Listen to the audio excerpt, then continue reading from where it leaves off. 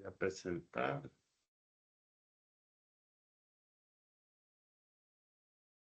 Muy buenas noches, equipo. En el día de hoy vamos a hacer la presentación de la fenomenología hermenéutica de Gannett.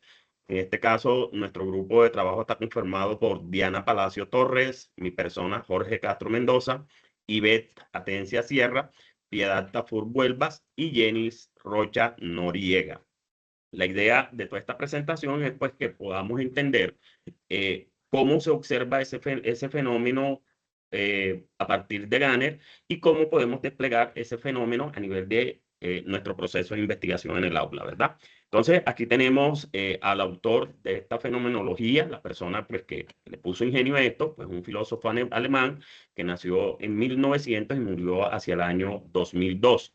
Es un doctor en filosofía, y esta persona se considera un pilar de la hermenéutica, ¿verdad?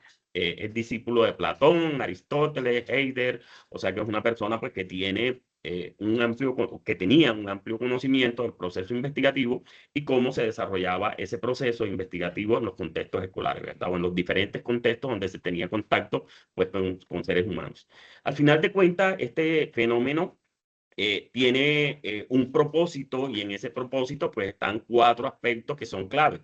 El primer aspecto clave se trata del poder comprender, el segundo de velar, revelar e interpretar, ¿verdad? Y todo este proceso gira en torno a un conjunto de fenómenos porque pueden ser objeto de estudio desde los diferentes campos disciplinares. En nuestro caso, pues desde el campo de la educación, haremos hincapié en el proceso, ¿verdad?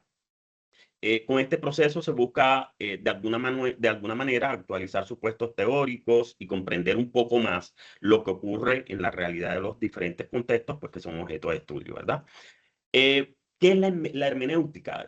Creo que es lo primero que debemos entender de qué se trata esto en un proceso de investigación y en realidad se trata de interpretar información que puede estar contenida pues en textos, puede estar contenida en algunos casos en videos, en situaciones particulares que requieren de alguna manera una interpretación profunda por parte de nosotros pues como investigadores, ¿verdad?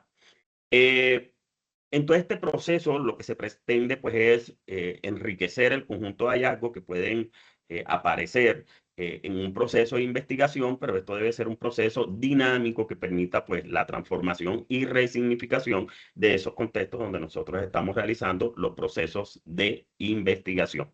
Recalcamos que en todo este proceso lo que tratamos es de comprender lo que está ocurriendo en esos contextos y de alguna manera entender la relación existente entre los diferentes actores que participan pues en ese contexto, ¿verdad? Entonces se trata pues de un círculo de comprensión hermenéutico y este círculo nos debe permitir pues comprender lo que ocurre en la vida real con los fenómenos que se desarrollan en los diferentes contextos. Adelante, compañera. Muchas gracias, compañero.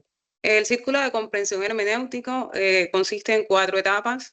En esta presentación priorizamos 2, pero las otras 2 van desarrolladas de la mano. Entonces, la primera etapa es la precomprensión. La precomprensión realmente es el primer contacto que se establece entre el hermeneuta y sus ideas previas. Ahora bien, sobre la precomprensión podemos aclarar que este conjunto de expectativas que hacen parte de ti como hermeneuta son parte del proceso que tú has venido adelantando de tu formación como tal. Entonces, podríamos asegurar que la precomprensión es un proceso donde se produce una concreción y ampliación del diálogo entre el texto y la realidad. Este diálogo que se da implica reconocer a un otro, es decir, la alteridad y también la historicidad del otro. Esta precomprensión sería la primera etapa que se da en este proceso que nos plantea este autor. Luego de esta precomprensión, que es supremamente importante porque, como les dije al principio, es el momento inicial, encontramos el horizonte del autor. Dentro del horizonte de este autor, damos pie a qué es lo que ese autor tiene dentro de sí, es decir, los conceptos previos, pero también los sentimientos, las ideas, las percepciones, los juicios y los prejuicios que pueda tener. Entonces, este horizonte del autor lo que hace es encuentra el punto en el que convergen estos preconceptos con lo que yo como autor tengo dentro de sí. Ahora bien, el horizonte del autor y el contexto están totalmente alineados, están en el mismo sentido. ¿Por qué están en el mismo sentido? Porque se supone que son ideas visibles que vienen en concreción. Luego del horizonte del autor, del horizonte del autor, sería la segunda etapa, pasamos a la tercera etapa, que sería la fusión de horizontes. Dentro de la fusión de horizontes, pues es algo más amplio. ¿Por qué? Porque quiere decir que vamos más allá de lo que está allí, de lo que está allí plasmado. Adelante, profe, tiene la mano levantada. ¿Tiene alguna inquietud? ¿Está escuchando bien? Ok, continuamos entonces. En esta fusión de horizontes, le explicaba que es como unir dos cuerpos de agua, tal como nos decía el texto, y ahí hay una imagen, pero dos cuerpos de agua que hacen a la final que sea uno más nutrido. Aquí en esta fusión de horizontes es súper importante oír al texto, por eso es importante para autor Gunner la lectura. ¿Por qué la lectura? Porque entre más veces leamos, más hallamos dentro del texto y mejor comprendemos. Y lo otro que encontramos dentro de esta fusión del autor es la aplicación del sentido histórico de lo interpretado. Y para finalizar, pues la última etapa serían las preguntas o generación de interrogantes. Nosotros creemos que al finalizar, ya cerramos el ciclo, se generan las preguntas y se acabó. No. En realidad, la generación de preguntas o interrogantes lo que hace es abrir un nuevo ciclo que te permita nuevamente iniciar todo el proceso. Entonces, en esta diapositiva podemos observar que aquí está la fusión de todas estas etapas que propone el autor. Adelante, compañera.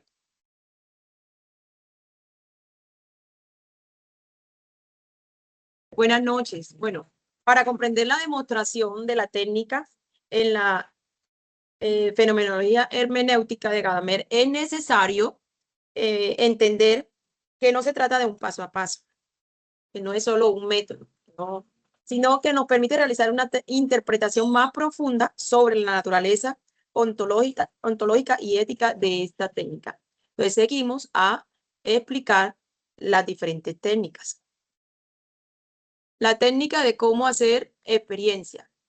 Bueno, aquí nos reduce en que algo que te pasa te transforma, ¿verdad? Gadamer sostiene que el intérprete no aplica un método sobre un texto, sino que se deja interpretar por él. Y si esto no sucede, pues la técnica no ha ocurrido. Pasamos entonces a la técnica del círculo hermenéutico como técnica de movimiento. Bueno, aquí más que todo se refiere, tiene que ver con la interpretación. Esta es la relación entre el todo y las partes.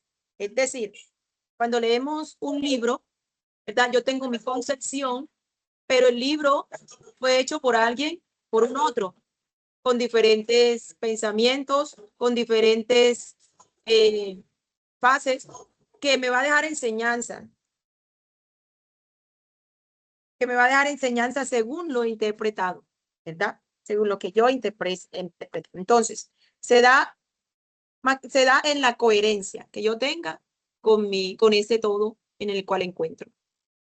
En la técnica de la fusión de horizontes, encontramos que existe horizonte A, horizonte B, y hay para construir un tercer horizonte.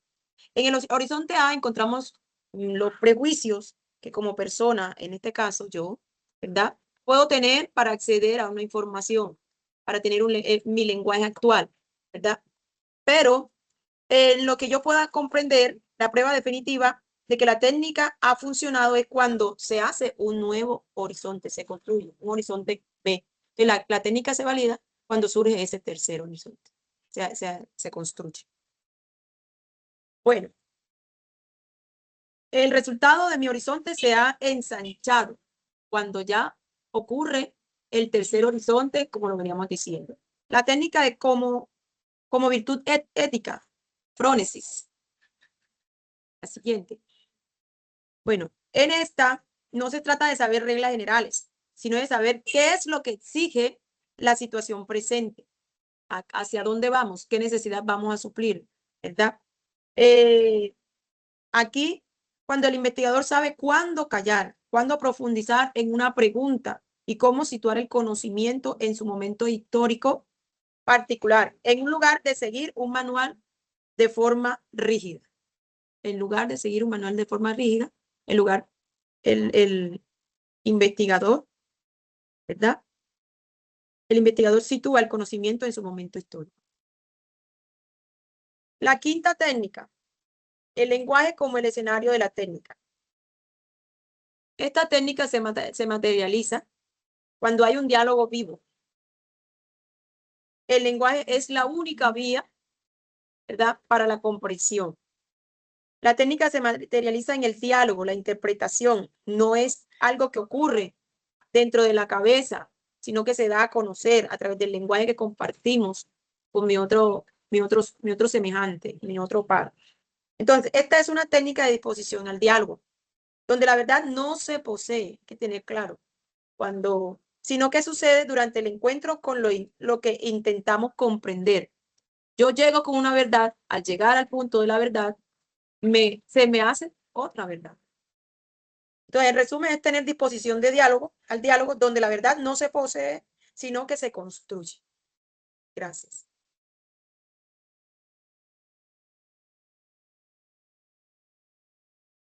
Profe, activa el micrófono.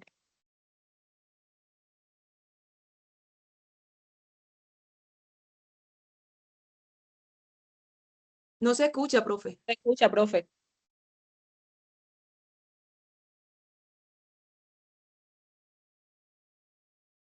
Profe Jorge, no se escucha. Active el micrófono.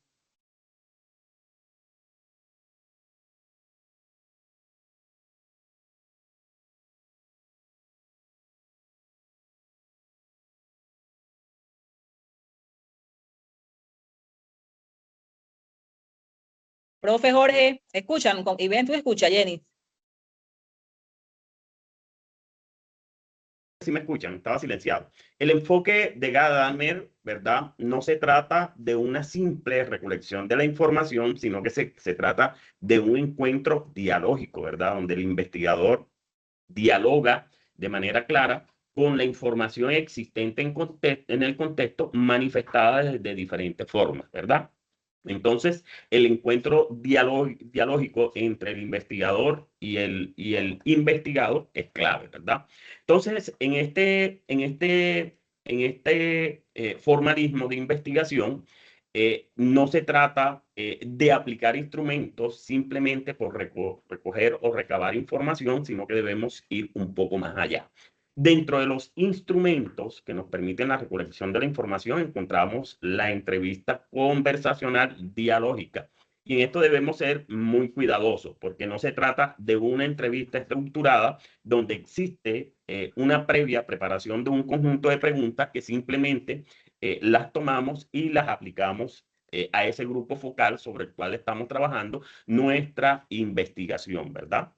En este tipo de entrevista conversacional, lo que tenemos en realidad es una guía de temas generadores. ¿Qué son esos temas generadores? Bueno, son los temas que estructuran nuestra investigación, de los cuales no nos podemos alejar, porque son los que van a permitir recabar los datos existentes en ese contexto, ¿verdad? Entonces, observemos cómo podemos nosotros formular un conjunto de preguntas que lleven a una entrevista conversacional donde el diálogo sea el principal elemento. Normalmente, cuando nosotros estamos haciendo un proceso de investigación, suelen existir preguntas como las que observamos en color rojo. ¿Cómo usa la IA? Queda casi como una pregunta escueta si no somos cuidadosos de nuestro proceso de investigación. Bajo la perspectiva de Gadamer, ¿verdad? Cuando utilizamos una entrevista dialógica, debemos invitar a ese grupo focal que nos cuente un poco de qué ocurre acerca de ese tema. Y encontramos preguntas o afirmaciones como la que les voy a leer a continuación. Cuéntame un momento en que sentiste que la IA o la inteligencia artificial cambió tu forma de entender una tarea. Observen que son dos preguntas totalmente diferentes. La una que puede tener una respuesta inmediata y escueta, y la segunda en la cual el investigado se puede abrir a contarnos un poco más de la experiencia y tendremos muchos más datos de la simple pregunta intencional inicialmente. Bajo esta perspectiva, lo que se busca en realidad es un discurso donde exista un flujo de información y debemos tener un poquito de cuidado en el conjunto de preguntas que establecemos en este guión. Normalmente se recomiendan entre 4 y 5 preguntas abiertas. Tengamos en cuenta que lo que vamos a establecer es un diálogo con el investigado, ¿verdad?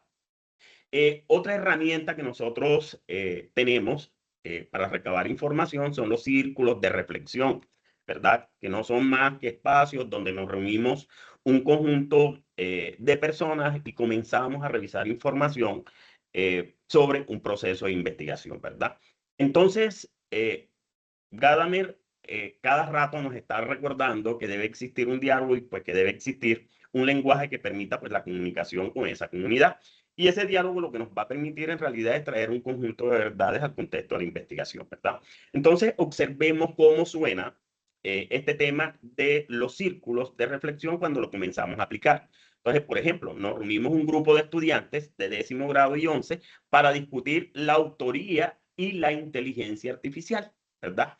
El investigador, ¿cómo va a actuar? Va a actuar como un mediador que va a lanzar un conjunto de preguntas provocadoras. Esas preguntas provocadoras de las que hablamos, lo que está haciendo es una invitación al diálogo de ese grupo objeto de investigación, ¿verdad?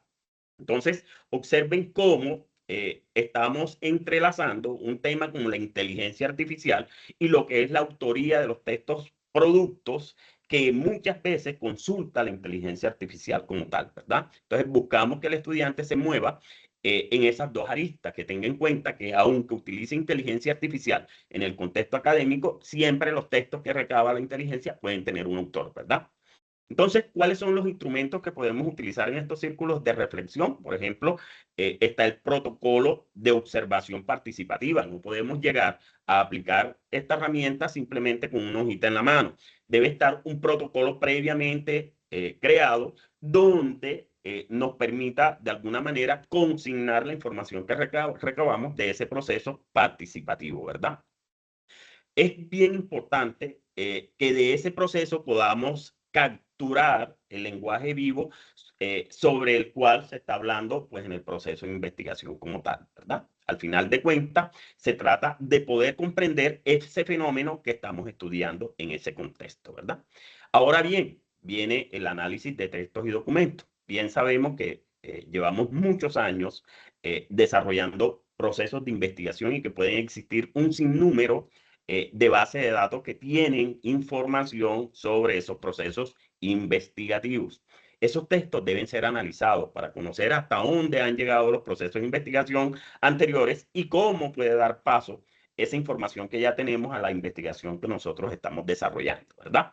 Entonces, ahora bien, veamos cómo traslado yo esto a un proceso de investigación real, como el que estoy emprendiendo, pues yo en mi tesis doctoral. Entonces, por ejemplo, los textos pueden ser ensayos generados por los estudiantes con IA, ¿verdad? O las planeaciones. Esos ensayos deben ser entendidos por nosotros como investigadores. Debemos entrar en diálogo con esos textos, productos que los estudiantes pues están generando, ¿verdad? ¿Cómo aplicamos toda esta película? Entonces, en el ámbito de aplicación, lo que se trata es de interrogar el texto. Ese es un proceso dialógico que ocurre entre el investigador y ese conjunto de documentos que puede recabar de ese contexto escolar investigado, ¿verdad? Entonces se trata de encontrar esos aspectos que de alguna manera se encuentran silenciados en los textos y que tienen gran importancia en nuestro proceso de investigación. Resultado de esto, o para obtener los resultados de esto, debemos construir una matriz de categorización hermenéutica. Esta matriz no se trata simplemente de poder contar palabras o contar autores, se trata de un análisis del contenido, ¿verdad? Del contenido y de todas aquellas expresiones que pueden tener sentido en nuestro proceso de investigación como tal. Viene el diario de campo, este diario de campo es clave. Siempre que nosotros estamos investigando algo, lo digamos o no lo digamos, tenemos de alguna manera unos perjuicios, ¿verdad? ¿Qué son esos perjuicios? Es una postura que nosotros tenemos frente al proceso investigador. Y si no somos cuidadosos, puede ocurrir que esos perjuicios entren a interferir en el proceso de investigación. Sin embargo, para Gadamer, esos prejuicios tienen gran relevancia, porque se trata en el proceso de poder contraponer los prejuicios que nosotros tenemos contra la información que nosotros podemos lograr en el proceso de investigación, ¿verdad? ¿Cómo lo aplicamos? Utilizamos un diario de campo donde registramos toda la información, las reflexiones existentes de los diferentes participantes, además de las existentes por nuestra parte, ¿verdad? Entonces se trata de la observación versus la interpretación personal que podemos tener dentro de este proceso. ¿Cómo se consolida toda esa información que podemos recabar dentro del proceso de investigación? Bueno, hay 4 pasos claves. El primer paso se trata de la inmersión y codificación, que no es más que transcribir todo lo que vamos encontrando. Y aquí van a ocurrir 3 tipos de codificación, lo que es la codificación abierta, la axial y la selectiva. Segundo, el círculo hermenéutico, del que ya nos habló la compañera, donde tratamos de entender que las partes pueden generar ese todo, pero a su vez que cada parte tiene un significado particular dentro del proceso. Y aquí vamos a encontrar entonces las precomprensiones y la fusión de horizonte. La tercera parte del proceso se trata de la triangulación de autores y actores, ¿verdad? Puede ocurrir que nosotros estamos investigando X tema y hay un conjunto de autores que han investigado algo relacionado, entonces debemos triangular esa información. Y por último, en el proceso se debe hacer la estructuración del hallazgo o consolidación. Puede ocurrir que tengamos tantos datos que nos toca utilizar herramientas tecnológicas para poder realizar ese proceso de estructuración, y más adelante estaremos hablando de esas herramientas como Atlas-TIC o NVivo, por ejemplo, que nos permiten consolidar todos esos datos. Adelante. Bueno, para ya ir cerrando nuestra participación, quiero mencionar a partir de todas las etapas y momentos descritos por el autor, se puede listar unos ciertos verbos que son claves para definir los propósitos en una investigación fenomenológica hermenéutica de acuerdo a Gadamer.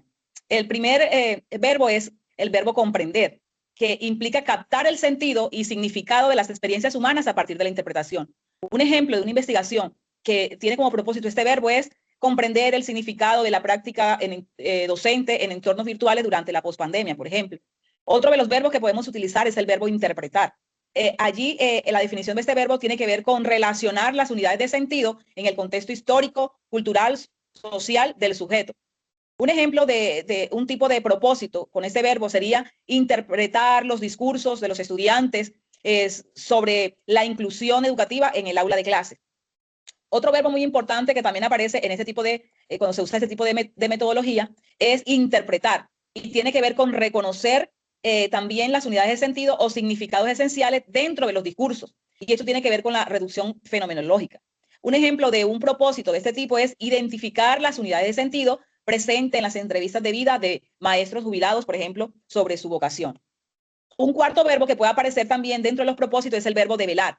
Y la definición de este verbo es hacer visible lo que subyace en el lenguaje y en los sentidos ocultos de cualquier vivencia. Por ejemplo, develar los sentidos ocultos en las interacciones cotidianas puede ser entre directivos y padres de familia. También puede aparecer el verbo analizar, que tiene que ver con descomponer el todo en partes y luego de esto reconstruir una nueva comprensión del fenómeno. Por ejemplo, analizar los procesos de lecturas e interpretación de textos en estudiantes de educación primaria bajo un enfoque cualitativo, podría ser un propósito. Y allí también podemos encontrar otros propósitos o verbos como fusionar, y allí podríamos encontrar fusionar los horizontes de sentido de los investigadores con la tradición pedagógica, por ejemplo, de las comunidades indígenas rurales o comunidades negras rurales. Y un verbo también muy importante que podría estar en una fase del desarrollo de algún tipo de investigación sería el verbo interrogar, que implica plantear inquietudes hermenéuticas que permitan mantener abierto el círculo de la comprensión. Ejemplo, interrogar la propia práctica pedagógica a la luz de las experiencias vividas por los alumnos en una situación de vulnerabilidad. Siguiente, profe. Y para cerrar, no queremos dejar de lado, como a manera de conclusión, que el tipo de discurso que se maneja en la investigación pedagógica o que tiene que ver con este método que es el fenomenológico hermenéutico, según el autor de Gadamer, se aleja del paradigma positivista. ¿Qué quiere decir esto? Que este método busca superar la concepción científica tradicional para abrirse a la experiencia de la verdad a través del diálogo.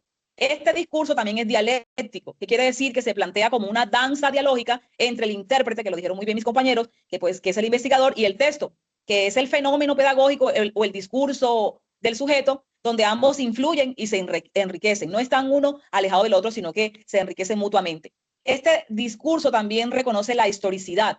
¿Qué quiere decir? Que el discurso asume que el investigador no es neutral, sino que posee prejuicios y una tradición que son condiciones necesarias para poder comprender un fenómeno. Y por último, este discurso también es creativo y dinámico. Es decir, no busca resultados definitivos, sino que busca una participación en un círculo de comprensión que es inagotable, que es inacabado, que siempre está abierto a nuevas verdades. Siguiente, profe. Entonces, este método que es muy interesante, que el método fenomenológico hermenéutico, siempre está enfocado en el diálogo inagotable. Y cerramos con esta frase que dice que la verdad no se posee de antemano, sucede y se transforma durante el encuentro de reflexivo con aquello que intentamos comprender. Muchísimas gracias, compañeros. Esperamos que este método le pueda servir a algunos de ustedes en su intención investigativa. Lo dejamos al final con algunas referencias bibliográficas que utilizamos para el desarrollo de esta investigación. Gracias. Realizamos el cierre pues, de nuestra exposición. Esperamos que ojalá, si existen dudas, nos la puedan comunicar a través de la plataforma de nuestra universidad. Y bueno, es una invitación generalizada para todos los que puedan ver este video, que no se trata simplemente de recabar datos de los contextos escolares, sino ir un poco más allá y entender las realidades existentes en esos contextos. Entonces, muchas gracias, se cuidan mucho y nos vemos en una próxima intervención.